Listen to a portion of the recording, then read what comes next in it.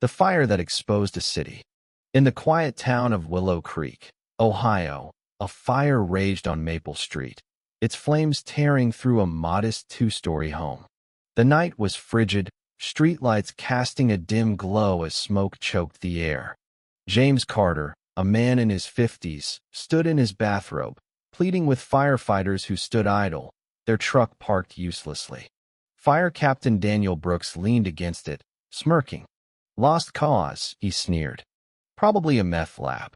His crew, Jackson and Reed, laughed, one scrolling Instagram, the other sipping coffee.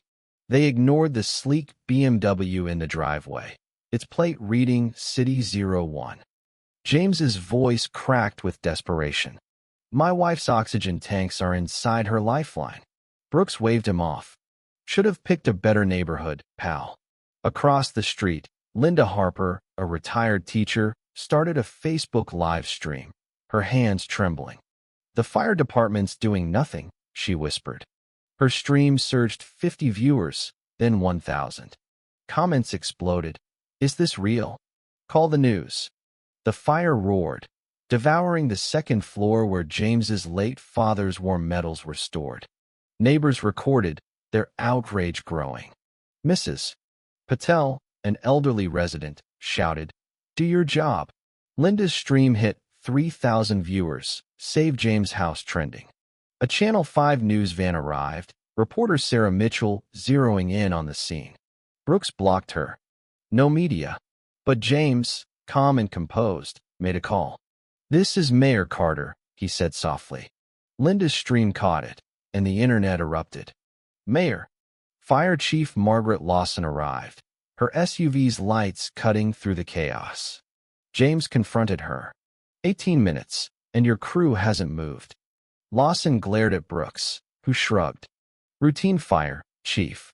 No life threat." James's jaw tightened. "My wife's disabled. Those tanks are her lifeline." Brooks scoffed. "Should have said so earlier." The crowd gasped. Linda's stream hit 10,000 viewers.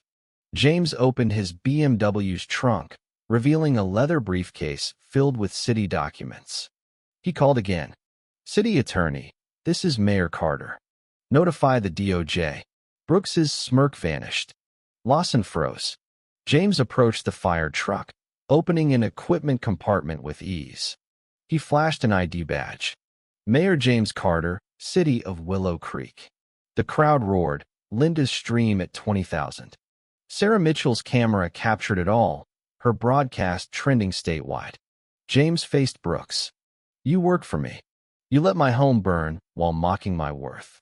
That's not a mistake, Heights bias." He revealed dispatch records showing a priority alert for his address, ignored by Brooks. City Ordinance 512.4. Discriminatory response is a civil rights violation. Federal investigation mandatory. Lawson, desperate, suspended Brooks and his crew, ordering immediate action. Hoses finally unrolled, but the second floor was gone. James spread documents on his BMW's hood, turning it into a command center. Fire budget, $32.5 million. Your salary, Brooks, $85,000. Taxpayers fund you, yet you assumed I run a gas station. Lawson paled at the mention of federal funds at risk. James outlined reforms: mandatory bias training, a response tracking app, a community oversight board. Transparency ensures accountability, he told Sarah's camera. Brooks stammered, "What about my rights?" James's response was icy. "You forfeited those when you violated mine." 3 months later, Willow Creek transformed. Brooks was fired, his pension lost after a DOJ investigation exposed systemic bias in minority neighborhoods. The Willow Creek Response app, downloaded 75,000 times, cut response times by 30%. Mrs. Patel chaired the oversight board, meeting in James's rebuilt home. His wife's oxygen tanks were replaced, their home now accessible. His father's medals, miraculously saved, hung in a fireproof vault. Sarah's coverage won awards, viewed 10 million times. Willow Creek became a DOJ model, with 50% minority hires and federal funding up 20%. James's Willow Creek model inspired 100 cities, slashing emergency bias by 60%. His re-election was a landslide, his wife now advocating for disability-inclusive protocols. Conclusion: James Carter turned personal loss into a movement for justice. His story proves that courage and clarity can dismantle bias, ensuring no one is judged by their address or skin. Have you seen bias in your community? Share your story below. Subscribe, share, and let's build a world where every crisis gets equal care. Artifact enters for ID equals 90776677 Artifact enters equals 4F9 Title equals The Fire That Exposed a City.md. Content type equals text/markdown. The Fire That Exposed a City.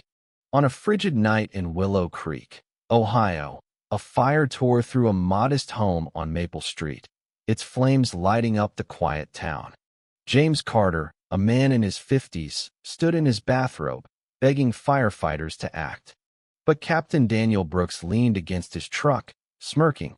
"Lost cause," he sneered. "Probably a meth lab." His crew laughed, one scrolling Instagram, the other sipping coffee, ignoring the BMW in the driveway with a City 01 plate. "My wife's oxygen tanks are inside her lifeline," James pleaded. Brooks scoffed. "Pick a better neighborhood." Across the street, Linda Harper's Facebook live stream surged from 50 to 1,000 viewers. "They're doing nothing," she whispered. Comments exploded. "Is this real? Call the news." The fire devoured the second floor, threatening James's late father's war medals. Neighbors recorded, shouting at the idle crew. Save James' House trended as a news van arrived. Reporter Sarah Mitchell pushed forward, but Brooks blocked her. "James, calm, made a call. This is Mayor Carter."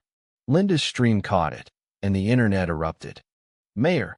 Fire Chief Margaret Lawson arrived, stunned by her crew's inaction. James confronted her. 18 minutes, no hoses.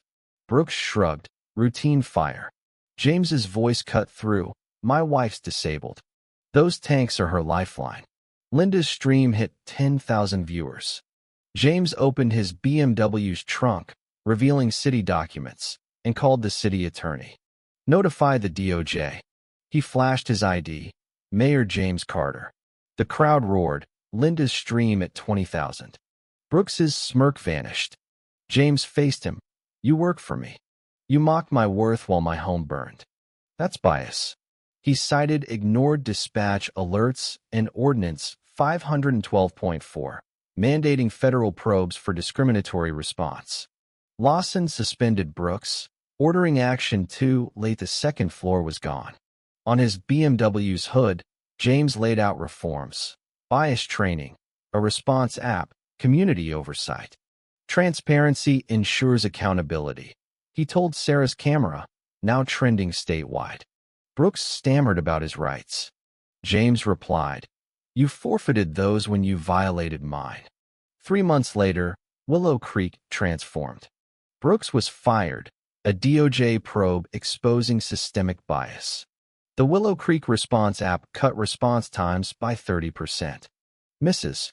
Patel led the oversight board in James's rebuilt home, now accessible for his wife. His father's medals, saved, hung in a fireproof vault. Sarah's footage, viewed 10 million times, won awards. Willow Creek became a DOJ model, inspiring 100 cities to cut emergency bias by 60%. Conclusion: James Carter turned loss into justice, proving courage can dismantle bias. Have you seen injustice in your community? Share below.